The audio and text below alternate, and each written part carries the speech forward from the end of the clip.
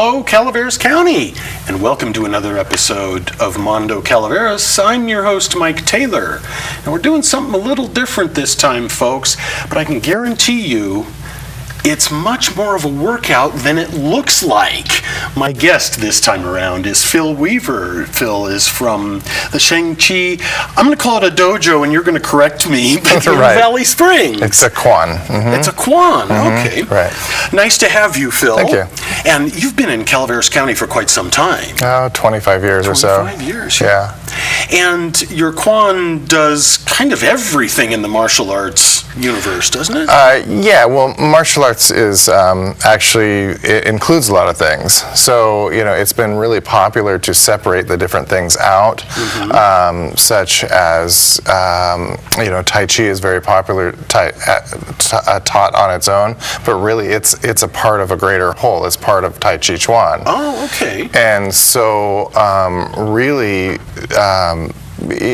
going back, if you go back into even in ancient times in India, they've believed that martial arts, yoga, and massage were all one art. Oh, so okay. it really does include a lot of things, but it's been just fashionable to kind of separate them out into individual things. Sure. But combined, the sum is greater than the parts. So. Yeah.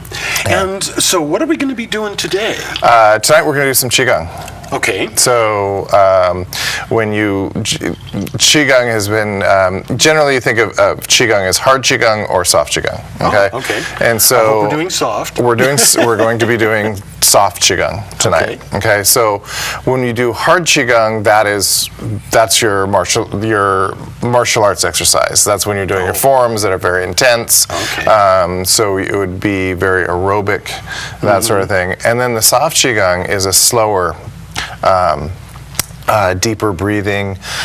So the purpose of the soft qigong, it can be very meditative. It can be. It's used to restore the body because when you do a hard aerobic workout, you're tearing up those muscles and now you need some to get the oxygen back in and restore them. So the two parts go hand in hand. Sure. But a lot of people like to practice just the soft qigong on its own because it is so restorative for the health benefits. Okay. And you can do it without on its own for maybe people that are elderly or something like that that can Is only it kind do of that. a good starting point in coming into martial arts, or do you start folks somewhere else? No. The motions are actually the motions we use in Qigong are typically there's 7 animals in our art. Each animal represents a different art in itself. Okay. Some of the animals are harder than others. Okay. So to start off, we usually you always start with a bear. The bear is a fundamental, gives you a fundamental understanding of reinforcement, of bone alignment, of how the physics of the body works. Okay. And it's at the most basic level. From there, you can work off the other animals. So the bear's always first, the dragon's always last. The order in between is not necessarily set. Okay. So you would generally, if you're doing the all-inclusive study, you would start with a bear, and then kind of when you get used to it, you'd start maybe with some qigong exercises or whatever. This is something you could bring in at any stage, but they're not the easiest. Not the easiest to learn. No. Okay. Well, let's get started. Show me what we need to do. Okay, so what we're going to do, we're going to do what's called Cobra Qigong tonight. Okay. So we're going to be working off a basic motion that looks something like this. Okay. Now what I'm going to do is I'm going to break everything down for you, and we're going to get to that. Okay. So the first thing is just start off with a square horse. So what you want is get your feet out a little wider than shoulder width. Okay. Want your heels pointed outward a little bit. Okay. So if your heels are pointed in, when we move, the knees they collapse. That's no good. That's bad for your knees, right? The heels are out.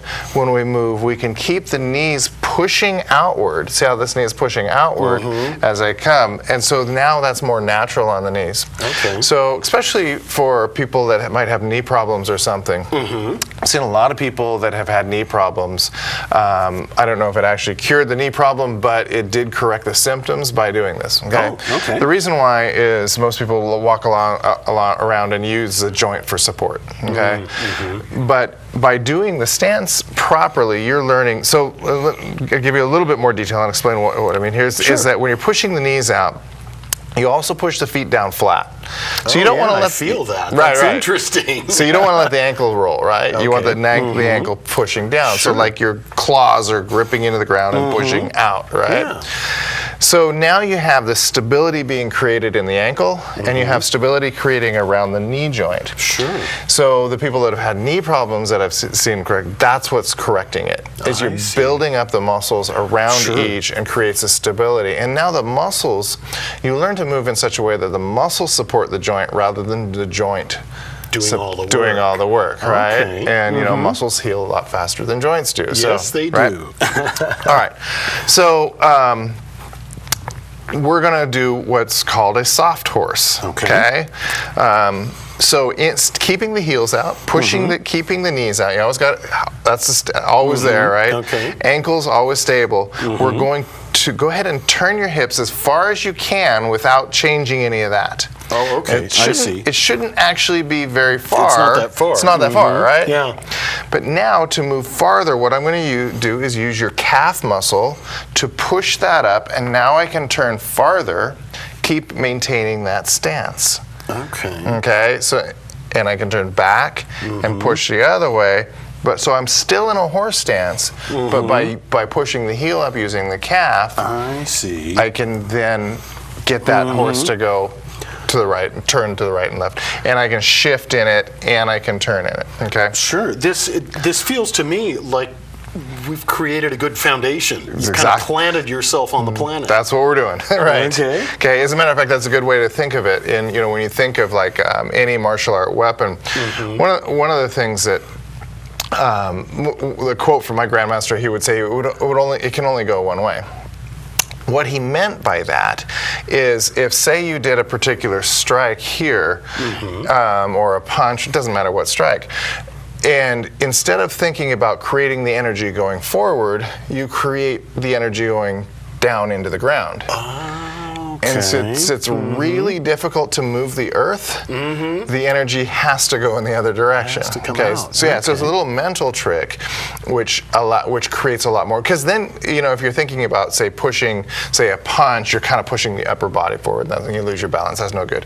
But if you think about pushing into the ground back that way, then that, you know, it can only go one way. It's like shooting an explosion in a can in the back of the can, and it makes the energy go forward, right? Sure. So you always want that root to work off of there, okay? Yeah.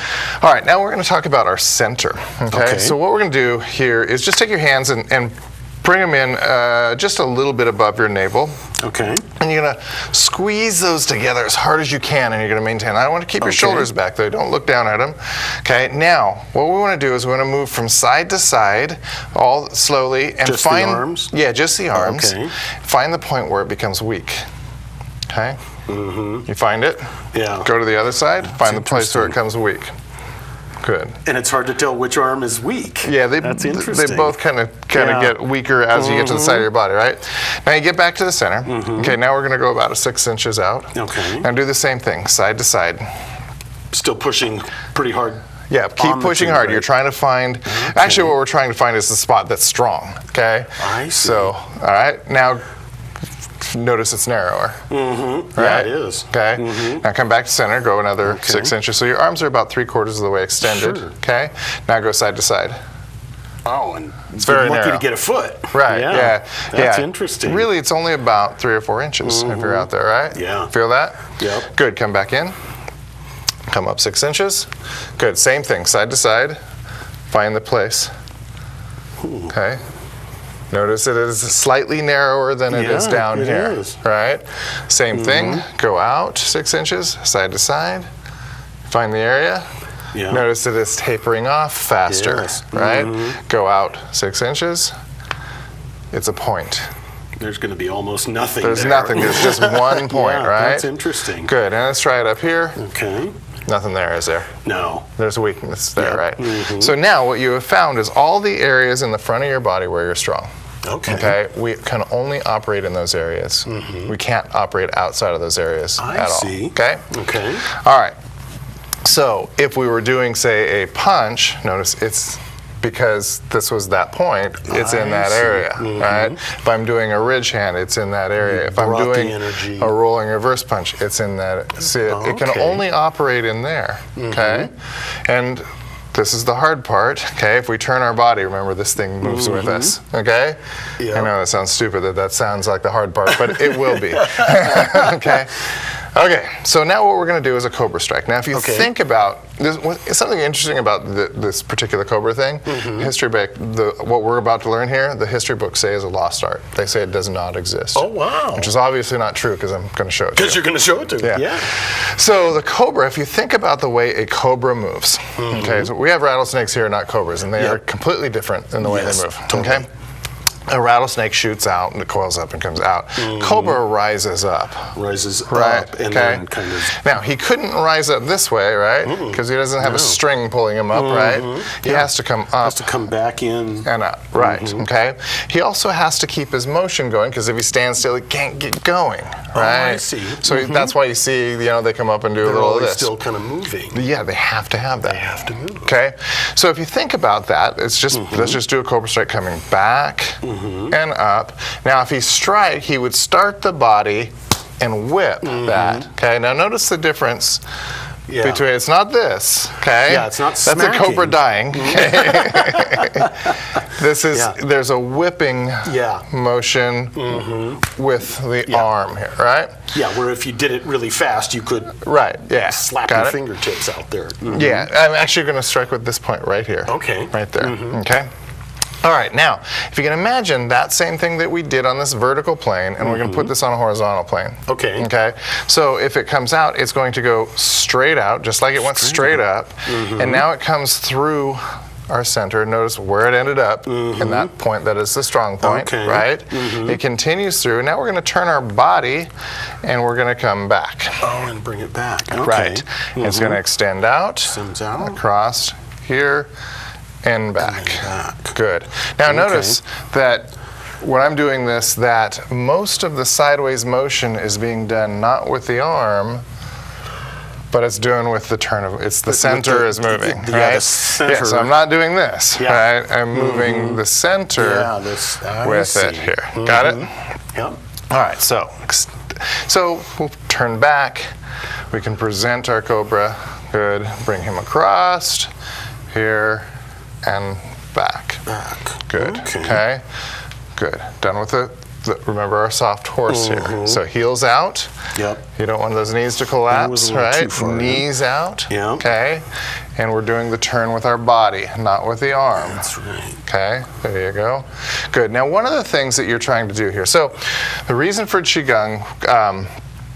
There's a number of reasons for it. Okay, we mentioned it's healthful, right? It's restorative. Sure. And we'll get into the breathing aspect of it if we have time. Okay. And it's also precision. It's designed to really become body aware of what's going on. Okay, so we don't want to rely too much on our eyes. We want to be aware of where things are in our body. Okay. Okay. So body awareness is really, you've heard of mind body, all that. This is that's what we're talking about. That's what we're doing. Becoming aware of our own body and how it moves. Okay. So again, so if you can go back to thinking about this strong point that we have here, think about that moving side to side and the cobra moving within that. Okay? Yeah, okay. Good. So let's go back, turn back, extend out, and across. Good. Now I mentioned it's not like rattlesnake, right?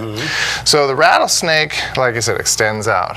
The cobra can only strike within the area of the length of his body, right? Yes. So he extends all the way out. If he does not extend all the way out, if he comes part way, now he's kind of doing rattlesnake, right? Oh, sure. So it has to present. We always say it presents, right? It has to go out because the strike is actually coming back towards you slightly. Yeah, it Makes sense? is. Right. Yes, it's coming back towards you. Good. Now, we have two hands, so we're going to do that with both. Okay? Now, yeah. Gotta get used to the left hand. Okay. We can do the left hand by itself. Okay, so. Yeah, just to get used to that Right. one. Okay, try not to look at it. Try and just be aware of it in your center. Okay, we'll do that a few times. Keeping the heels out, keeping the knees out. Okay? Yeah, I don't know why doing it left is so much different. There we go. There you go. Good. Now we want to have center line here. Okay, so we don't want to we don't want our shoulders in. We want our center line. Okay, that has to do with having good power in our motion, but it also has to do with our breathing. Okay. If you're hunched, you don't breathe so well. It all kind of gets congested in there. So, and hopefully we'll get to the breathing part. Sure. So, do you ever, when you're a kid, have a toy that was called a spirograph? Oh, yeah. Okay. Okay. So I imagine this is like the spirograph. Okay. That's a great analogy. Right. For it. So you have this circle here. That's the outer gear of the spirograph. Sure. Right. Now my hands are moving within.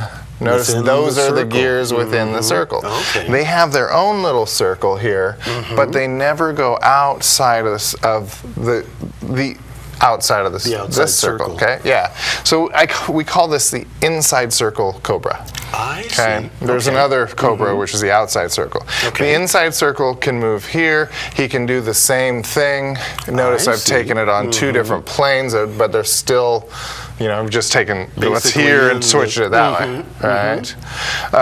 And moving lots of, and we can go on.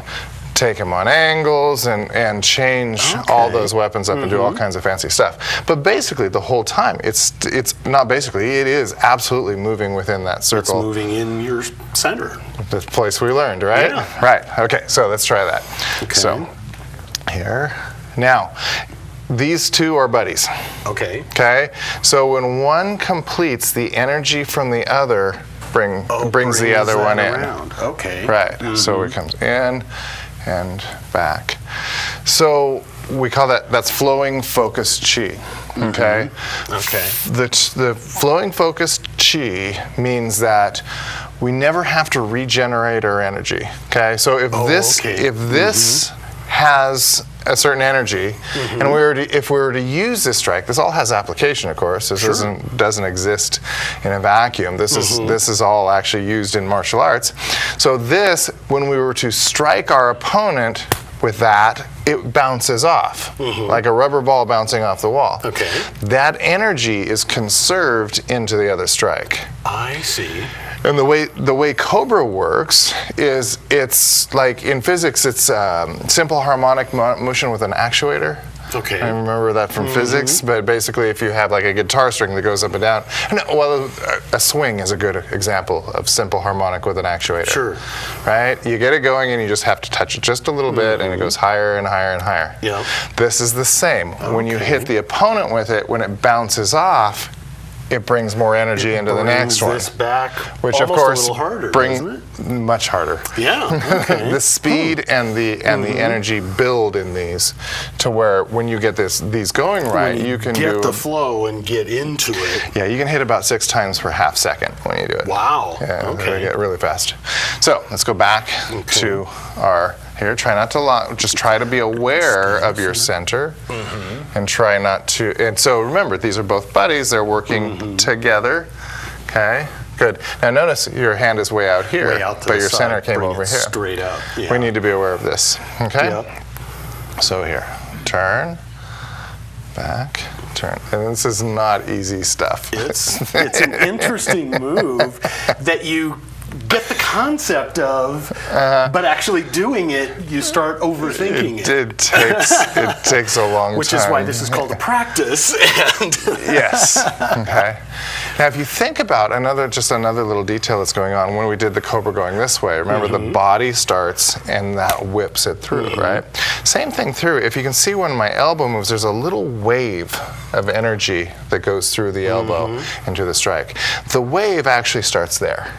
Oh, okay. So if you look, if I were to say to do a cobra strike, if you can see watching from the foot, see how I make the wave travel. Kind of starts it. It starts there and travels through the body. Okay, it's like a pulse, like taking if you were to take like a hose and do this with it, right? You can get that pulse of energy to go through. So you can actually internalize this to where you don't see any energy going from down there, but you're creating energy in the hands. Starting. That's, you may have heard of internal energy. Yeah. Okay. And you see maybe in the kung fu movies and all that, where somebody just touches with a hand and there's that magic energy that and you're like, oh, it's all fake. Yeah. It's not fake. It's not. No. But it's very hard to film. Oh, sure. Because you can't see. You can't really see, and Hollywood wants to show something moving. Right. So. You're standing close enough that you can see the wave through that, right? But the camera can't pick it up, right? Yeah. And so they made it really fake in the movies to represent what was really there. Okay. So and then it kind of got stretched and out and got farther and farther. And then they slowed it way down. Pretty soon they're shooting, lasers out their eyes and stuff. Sure. Right? But the reality is, all of those things come from a foundation. That come from somewhere. There was some foundational truth in it. The classic idea of the blind kung fu master. That's in like every kung fu movie, right? Well, that's sort of the ultimate in body awareness, though, wouldn't it? It's body awareness, and it's sensing your opponent. These are all things that are absolutely trained in. Yeah. And so that was to represent that. Okay? All right, so let's go back to work here. Okay. All right, so back to our horse, heels out, knees out. Okay? Bring our cobra across here. And notice both of them always staying within your circle. And you got to relax. This is soft Qigong. Very soft and relaxed. Okay. There you go. And relax your shoulders. Most men carry their tension in here, and chi does not flow through tense muscles. Okay, right? So going back to the hose, the whipping a hose, if it was tied to a stake and another hose out the other end, you're not going to get it to go out the other through the stake, right? Okay, you have to have softness all throughout through that. So that you got to tense these. The energy comes from down there. Okay. All right. So and back. There you go. Now, in addition to not just turn, but we're actually shifting our center line. Okay, so shifting a little bit to the left and right. Right, because you create energy. You got three ways of creating energy, because there's three dimensions, right? You can go up and down. You can go side to side. We can rotate. That's it. Okay, so these are going to be because we're working on one plane. The cobra always works on one plane, by the way. Then we only have two sources of energy that we can use. Okay, so we can use turn, we're staying here. We can use shift, or we can combine the two. Oh, okay. Right? Okay. And that would add power. Right? Yes, because if you time those energies together, to where the shift and the turn are working when the strike is there, then you're getting the combined energy of both of them. Okay, and so and thinking about power also is you've got energy. If you think of energy in physics is E equals 1/2 mv squared, right? So you get the mass. Sure. Okay, so if you're normally you would calculate that as like, say, the mass of your hand. But because we can time our body to be moving and reinforce at that moment of impact, we can apply the mass of the body and the velocity of the hand. So we can really distort that equation. So that really adds power to it. It does. In striking, the what's important rather than power is what's called impulse power. You may have heard that in Star Trek, right? Yes. Right? Yeah. So impulse power is how much power is applied, and that has to do with the amount of time that is spent on the strike. So if you were hitting and pushing through, it's a lot of time on the strike. The power is not delivered into the body. I see. But if it hits, that's where the cobra excels, is because it bounces so much, so there's very little time, and it pushes the energy off, and more energy. To me, it almost feels like it's sort of flicking, almost like a whip cracking. It's very much like a whip. Energy. It's very whip. Yes. Okay. Very much like a whip. Okay. All right. So go. Good. Maybe we'll do a little footwork with it. Okay. Okay, so we'll do a cobra step, okay? Okay. So the idea here is that the cobra does not have feet, right? So he gets around by pushing off of things. Sure. That's what all snakes do, right? So if you can think of, we're taking like a rope and hang it and you twirl it like this. Sure. What happens is you get nodes, right? You could have 2 nodes. Oh, yeah. You could spin have it fast enough, you can get several. yeah, it's some multiple of 360, right? Yeah. Anything that divides into 360, you could theoretically get that number of nodes, right? So we'll think about 2.